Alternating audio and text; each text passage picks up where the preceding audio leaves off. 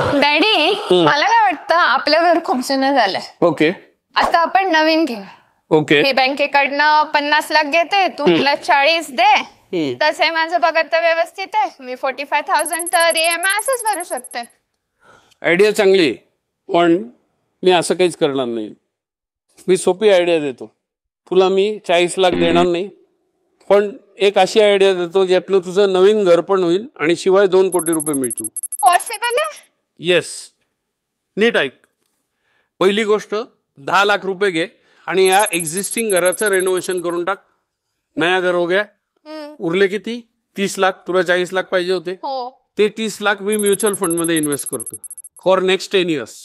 Okay. 1 कोटी रुपये होतील 10 वर्षात त्या 30 लाखाचे. आणि जो पैसा तू EMI म्हणून बँकेला देणार आहे तो पैशाची SIP कर. फक्त 40,000ची SIP कर. 10 वर्ष चालव, 1 कोटी रुपये येतील. वाव. 10 लाखात नवीन घर झालं, रेनोव्हेट झालं घर आहे ते. आणि या सगळ्या पैशातनं 2 कोटी रुपये 10 वर्षात येतील. सो अशा पद्धतीने जर तुम्ही नियोजन केलं तर तुमचा खूप पैसा वाचेल आणि बँकेला श्रीमंत करायच्या ऐवजी तुम्ही श्रीमंत व्हाल.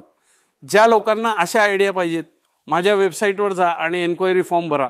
तुमचे असे आर्थिक प्रॉब्लेम सॉल्व्ह करायला भन्नाट आयडिया मी तुम्हाला देणार आहे.